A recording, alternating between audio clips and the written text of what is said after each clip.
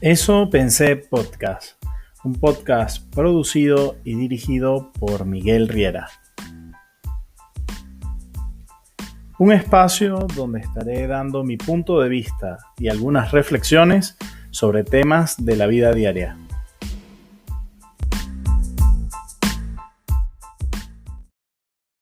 Hola a todos y todas los que nos están siguiendo en este podcast de Eso Pensé Podcast. Hemos llegado al cuarto episodio de esta primera temporada. Muy importante, las personas que me están escuchando en Spotify, en YouTube, por favor suscribirse al canal si les gusta y dejar un comentario y también darle like al episodio para que pueda llegar a más personas. Bueno, este cuarto episodio va a estar un poquito polémico, un poquito controversial. Voy a hablar sobre socialismo, sobre democracia y desde la perspectiva que los veo como dos grandes espejismos de nuestra sociedad. Ya voy a explicar por qué. Espero que haya mucha tolerancia, mucha apertura a mis comentarios, a mi opinión. No es más que eso, es simplemente mi opinión sobre estos dos puntos o estos dos conceptos que no son de ninguna manera posibles de resumir o sintetizar, sino que hay muchas formas de verlos. Yo voy a exponer algunas y de cómo lo veo y mi postura sobre ellos. Ok, entonces pues vamos a comenzar hablando un poco del concepto de democracia. Hemos aprendido en el colegio, en la universidad, en donde hayamos leído sobre democracia, que la democracia es el gobierno del pueblo, ¿ok?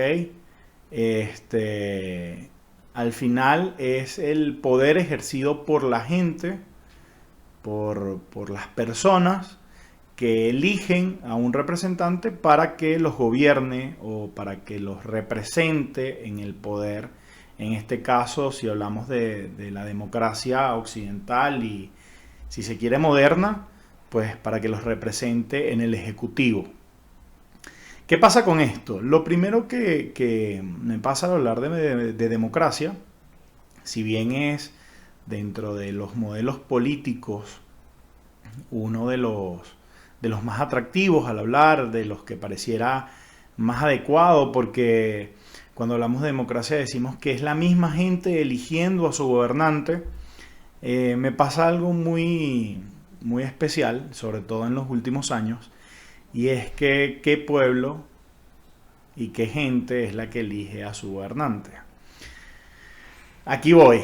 Vivimos en un continente americano, si se quiere segmentar un poco más, en un continente latinoamericano, en donde podemos de alguna manera hablar de que el, el porcentaje de la población o de las personas que son pobres o que viven en el estrato bajo de la sociedad es muy superior.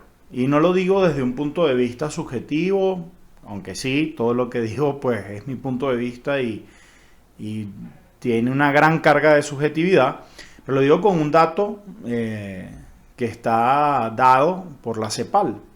En 2019, el 77% de la población de Latinoamérica estaba segmentado o censado como población de estrato pobre o medio bajo. Bajo o medio bajo. Esto con datos de la CEPAL, ¿ok? Entonces, si nos ponemos a pensar en eso, estamos hablando de que la población, del 77% de la población de un banco de electores, ¿okay? de una base de datos electoral, es quien elige a los gobernantes. Y aquí es en donde empieza el debate a ponerse cruda la cosa. Para mí no es comprensible cómo las personas de menor preparación, por tener menores oportunidades, como lo hablábamos en el capítulo anterior, las personas de menores ingresos, de menores oportunidades, donde está la mayor masa de población demográfica con limitaciones educativas, donde hay la mayor tasa de problemas familiares, de carencias económicas, sea la que elija quién es la persona adecuada para gobernar, ya sea una alcaldía, una gobernación, un estado, una ciudad, un país. Entonces, aquí es en donde yo parto a decir que la democracia es, si se quiere, un modelo fallido, que en teoría es positivo, pero que en resumen o en la práctica no está bien ejecutado. Por supuesto que no todas las democracias se rigen bajo el principio de lo que estoy hablando.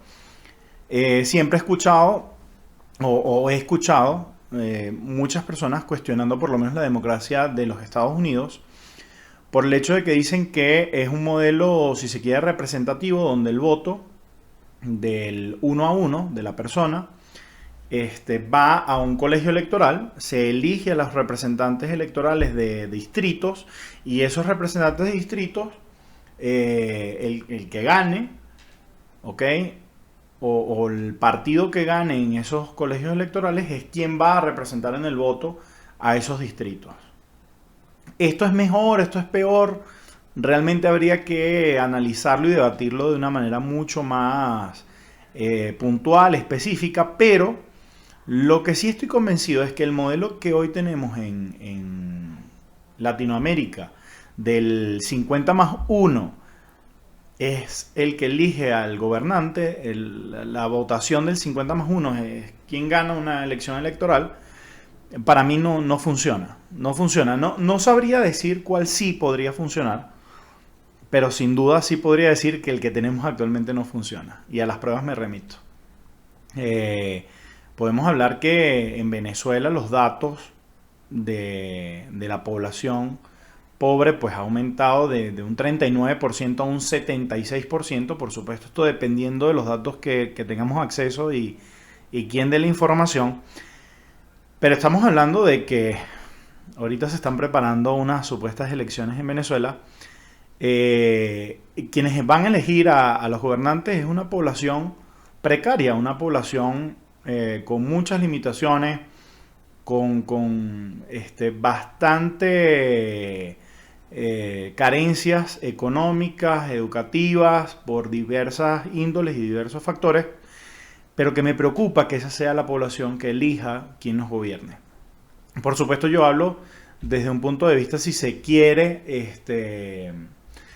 desde la comodidad, desde el confort, desde una supuesta autoridad o una supuesta superioridad. Pero para mí es muy difícil no preguntarme qué hace la población que menos sabe de gestión, que tal vez menos sabe de qué es lo que necesita un país, de la que no ha sabido cómo subsanar sus necesidades y la de su familia, sea la que diga quién debe gobernarnos para subsanar las necesidades y las carencias y las demandas de la sociedad entera. Es complejo, porque luego vemos qué es lo que estamos eligiendo. Por ejemplo, Latinoamérica tiene una gran historia de ser gobernados por militares, ya sea por dictaduras o gobiernos de facto, o incluso por democracias que eligen regímenes castristas, regímenes militares para que lleve las riendas del país. El caso de Venezuela es claro, y lo hablo de una manera muy abierta porque, bueno, yo crecí, creo que cuando gana la presidencia Chávez yo tenía 9, 10 años, en el 98, yo soy del 88, en el 98 gana las elecciones, tenía, sí, 9, 10 años, y ese fue el gobierno en el que crecí realmente, porque no recuerdo mucho el gobierno de Caldera, no recuerdo mucho el gobierno de Carlos Andrés, y me tocó crecer en ese gobierno, donde empezaron así sucesivamente a elegir militares para que nos gobernaran, pero de forma democrática, supuestamente. Ya dentro de la democracia, pues hay diversos subconceptos o distintas ramas de la democracia, como la democracia participativa, la democracia representativa, bueno, realmente al final el error para mí sigue siendo el mismo.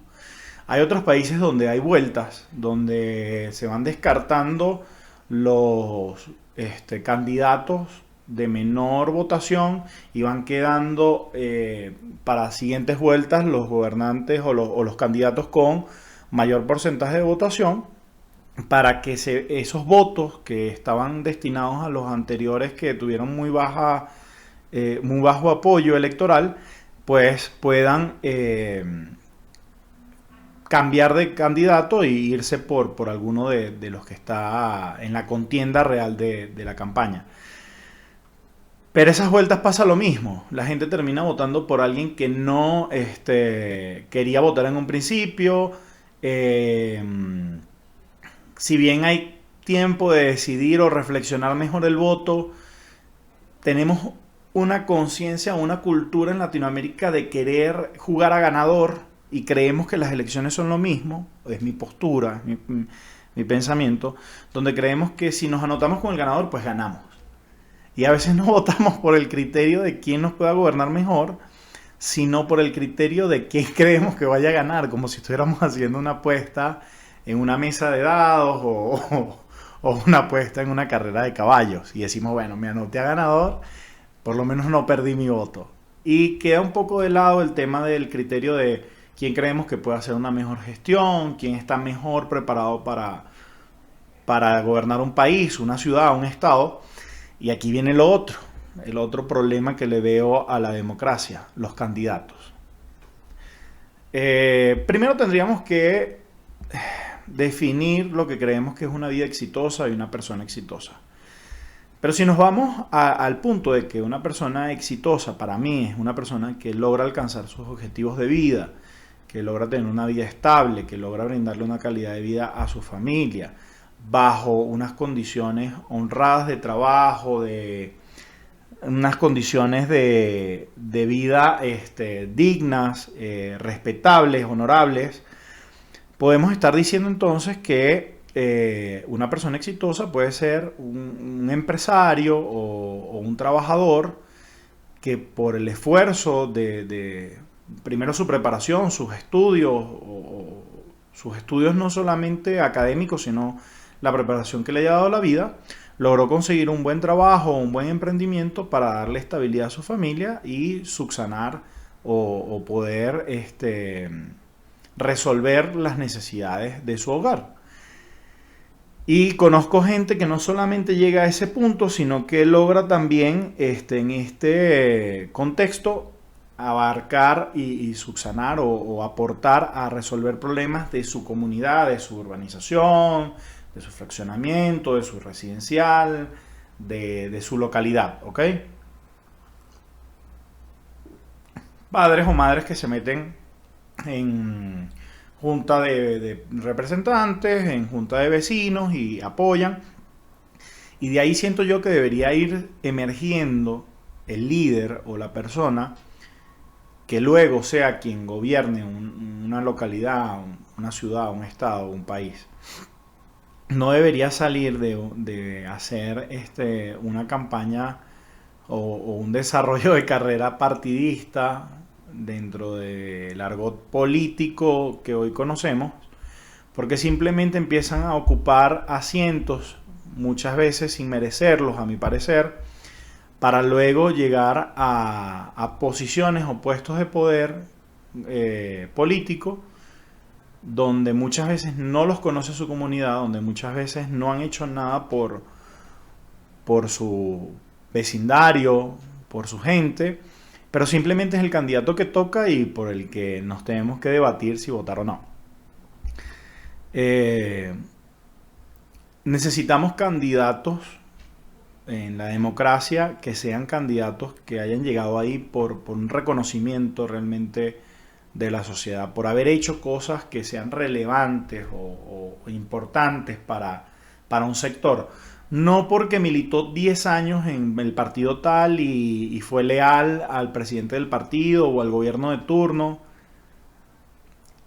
Gobernar un país creo que requiere mucho más que eso, requiere mucho más que hacer un trabajo de networking y de que compadrismo y es que él es mi pupilo y por eso él va a seguir mis pasos. No, en la política debería haber un tema de, si se quiere, meritocracia, donde nos gobierne gente que conozca sobre gestión pública, que conozca temas gerenciales, de gestión, de que haya comprobado con resultados que tiene la capacidad de llevar presupuestos, de llevar tomas de decisión, y siento que eso hoy no es lo que pasa. Yo podría tal vez hacer una encuesta de las personas que creen más capaces para liderar, para solucionar problemas, para tomar decisiones, más allá del tema social político, y les aseguro que muchas de las personalidades que vamos a elegir en el top 10 no son los que hoy nos gobiernan. Si hoy hablamos aquí en México, las personas más exitosas o las personas más este, respetables en términos de haber alcanzado una vida exitosa o una vida reconocible y si se quiere, ejemplar para otros, tal vez no son los que hoy gobiernan México, tal vez no son los que hoy gobiernan Venezuela. Entonces, por ahí empiezan todos esos temas. Yo siento que es un tema muy complejo, pero bueno, mi postura es que hoy la democracia es un espejismo en el sentido de que creemos que el sistema democrático de yo fui electo por el pueblo, pero es que me eligió el 50+1 de una población donde el 77% es pobre, es suficiente para determinar quién lleva las riendas de nuestro destino. Entonces, siento que hay que buscarle la vuelta, no me corresponde a mí hacerlo, tal vez en otro episodio podría traer algunas posturas de lo que pienso con respecto a algunas opciones o soluciones que planteo a esto, pero lo que hoy está para mí no sirve. Me cuesta creer y le he perdido la fe a que nos gobierne candidatos electos por una población que el mismo gobierno muchas veces la mantiene en los estratos más bajos, que no tiene un criterio suficiente ni un razonamiento suficiente para, siento yo, de una manera muy particular, para elegir quién nos gobierna. Y aquí paso al siguiente punto, el socialismo. Si la democracia me parece que es un espejismo y una utopía, imagínense ustedes el socialismo. Como les dije, pues crecí desde los 10 años en un gobierno socialista. Igual que la democracia, pues podemos indagar e irnos por muchas ramificaciones del socialismo, empezando por el comunismo, el socialismo del siglo XXI, la democracia social o los partidos socialdemócratas y bueno, irnos por un tema social cristiano y distintas índoles de lo que ha sido el socialismo a lo largo del tiempo. En Venezuela pasaba algo muy cómico y era que la gente decía, yo no soy socialista y jamás votaría por un partido socialista, pero entonces votaban por AD y por COPEI sin reflexionar en que esos partidos, uno era socialdemócrata en concepto o en teoría y el otro era social cristiano. Al final todos parecían que eran socialistas en Venezuela, lo creyeran o no, o lo dijeran abiertamente o no.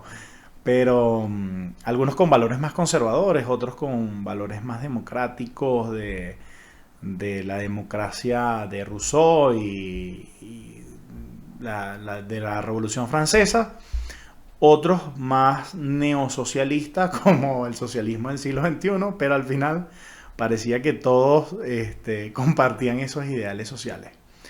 Y aquí recuerdo mucho la frase que mi mamá y mi abuelo me decían mucho y era que yo de joven, como les dije, pues tenía esos pensamientos también de izquierda, sociales, fui representante estudiantil, dirigente estudiantil, me gustaba luchar por los derechos de mis compañeros de mi universidad, pero ellos me decían mucho que que eso se me iba a pasar tarde o temprano, porque el que era, no era socialista de joven era porque no tenía corazón, pero el que lo seguía haciendo de adulto era porque no tenía cerebro. Por supuesto es una frase no autoría de ellos, pero de ellos la escuché por primera vez y la recuerdo mucho porque hoy día la comparto, en el sentido de que esos ideales van cambiando en la medida que uno va creciendo y se va dando cuenta que las cosas no son como parecen o dicen ser. Eh, Me di cuenta que el socialismo es una teoría muy hermosa con una ejecución imposible, en el sentido de, en Venezuela estuvo todas las condiciones dadas, si se quiere, para que pudiera haber un gobierno socialista exitoso y, como lo pueden ver, no pasó. ¿Por qué no pasó? Porque primero sigue estando ejecutado por los mismos que les hablaba que elegían en lo que llamo una democracia fallida. Entonces, si bien habían ideas muy importantes, por lo menos como las misiones, donde había una misión vivienda y que se le iba a dar casa a los que no tenían y todo esto, y había una misión Robinson donde iba a hacerse el tema del alfabetismo, y había la misión Barrio Adentro donde se le iba a dar salud a los que no tuvieran. Y luego en la ejecución empiezan toda una serie de problemas presupuestales, de valor real de las cosas, de entender que para poder dar esos beneficios se necesita tener dinero en las arcas suficiente para que esos programas sociales sigan y que estén liderados por gente capacitada y con conocimiento en ciertos temas, en la gestión de proyectos, en la gestión de políticas públicas, en temas presupuestales, en todo esto, y no fue así. O sea, no había dinero razonable para costear eso a largo tiempo, no había personas con la capacidad necesaria puestas ahí, sino que era un tema de lealtad. Si eres leal al partido, si eres leal al gobierno, pues entonces te pongo en ciertas posiciones o a dirigir ciertos programas sociales o ciertas misiones, y empieza a caerse todo el castillo de naipes de una manera lógica, porque al final el mundo es lo que es, no es lo que pensamos o creemos que es, sino que, por ejemplo, las cosas valen algo. En Venezuela pasaba que prácticamente se regalaba la gasolina, pero cuando tú sales de Venezuela y vas a un país como Estados Unidos o México o cualquier otro país del mundo, Chile, Argentina, te das cuenta que el petróleo cuesta sacarlo del suelo y procesarlo y convertirlo en los derivados óleos y luego convertirlo en gasolina para que pueda servir de combustible para un motor de un automóvil. Y toda esa empresa, todo ese proceso vale algo. Entonces tú no puedes regalar eso, porque luego cuando quieras volver a sacar petróleo para procesarlo en las torrefactoras y en las petroquímicas y sacar sus derivados, pues no vas a tener cómo hacer los mantenimientos o pagar el personal, porque no puedes vivir del subsidio y del regalar cosas que realmente tienen un valor. Yo entiendo que hayan subsidios para personas que no puedan pagar ciertas cosas, pero si todo se regala, al final no hay un ciclo natural de la economía y de la vida de un proyecto, de poder recuperar la inversión para poder dar mantenimientos, pagar nóminas y todo esto, y se pueda repetir el ciclo de seguir brindando el servicio. Lo mismo pasó con las hidroeléctricas, lo mismo pasó con el tema del gas, lo mismo pasó con el tema del aseo urbano, se empezaron a caer todos los servicios porque no existía un ciclo natural, sino que se esperaba que siempre nos cayera del cielo un superprecio de los barriles de petróleo y con eso pudiéramos pagar todo el dinero que se estaba regalando a través de programas sociales y todo esto. No existe una forma de regalar los servicios. Aquí en México se subsidian en muchas áreas, incluso yo vivo en una zona donde hay un subsidio muy importante del 70-80% para algunos servicios que al final los terminan pagando la población que vive en las zonas más adineradas de la ciudad. Me parece justo o injusto, no lo sé. Me parece que es un formato que funciona. Si yo quisiera irme a esas zonas, pues tengo que estar consciente que voy a pagar más de servicio, porque esas zonas tienen un costo de servicio más caro, que con eso se subsidia otras zonas de estratos más bajos. O sea, puede ser una forma, pero que todos nos regalen los servicios, pues no hay manera. Y por supuesto, lo importante es sacar una cuenta de rentabilidad y decir, bueno, ¿es rentable o no? ¿Es viable o no hacerlo? Las cosas tienen un valor real. Y el problema está en que el socialismo busca como la equidad o la igualdad en las oportunidades y los accesos de las personas, pero lo busca de una manera muy compleja, porque es imposible que todos vayamos a ser clase alta o ricos. Eso es una utopía aún mayor que el socialismo. El capitalismo para mí es, y ya hablaré en otro episodio del capitalismo, es una utopía aún más compleja y más cuesta arriba que el socialismo, porque de verdad el que tú creas que realmente al haber libre mercado todos vamos a tener una calidad de vida óptima, pues va a ser muy complejo. Pero en este extremo del socialismo vemos la ilusión de que todos vamos a tener como los mismos accesos, los mismos derechos y todo esto. Y resulta que cuando se ejecuta, vemos que siempre hay una equidad o una paridad a la baja. ¿Por qué? Pues empiezan todos más bien se empiezan a degradar tanto los servicios, las oportunidades, que todos empezamos como así a tener como las mismas oportunidades, derechos y todo eso, pero a la baja. En Venezuela, como les decía, reporta la CEPAL que se pasó de... Mentira, la CEPAL no, esto fue sacado de BBVA, que pasó de haber un 39% de población de un estrato bajo o medio bajo en finales de los 90 a un 76% de población en estrato bajo o medio bajo para finales de la década de los 10, del 2010.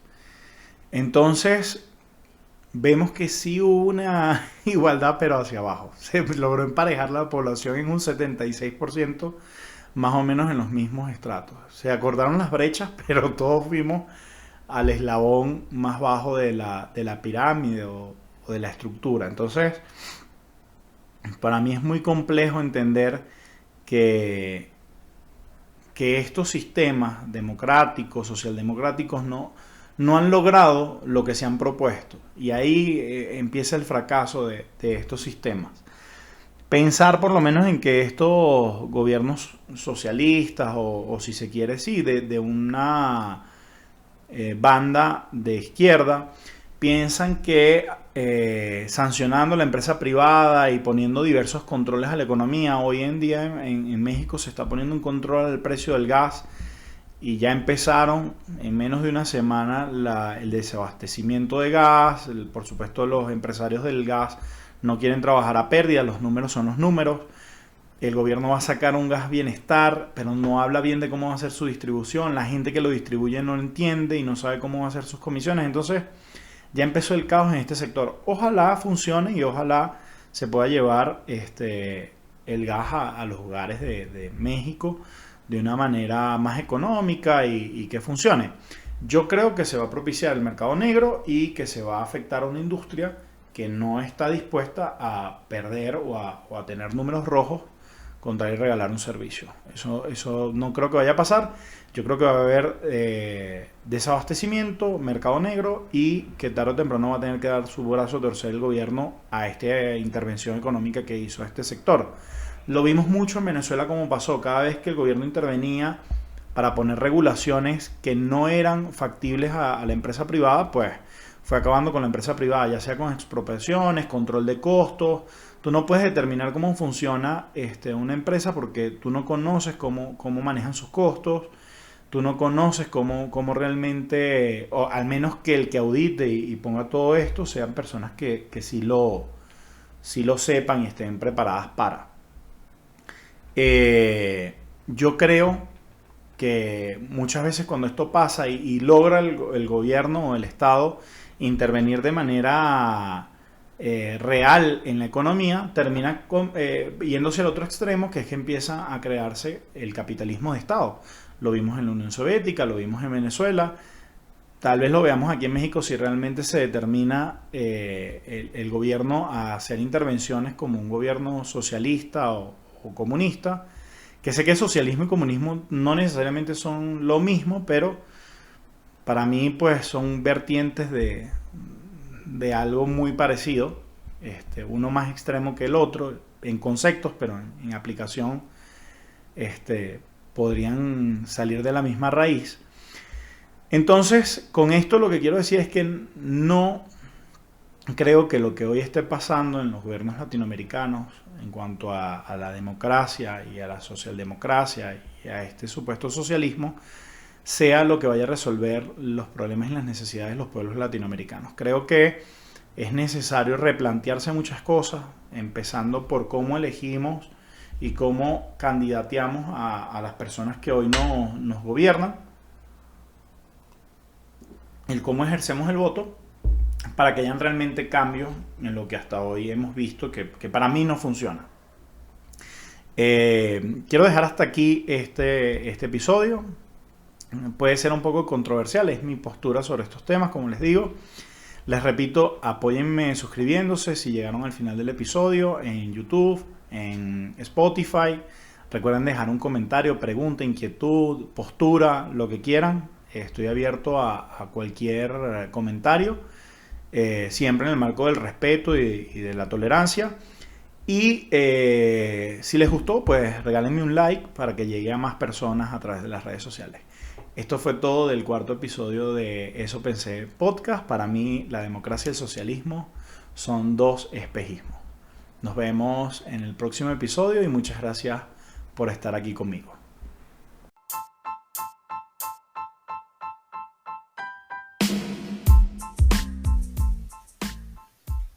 Eso Pensé Podcast, un podcast producido y dirigido por Miguel Riera.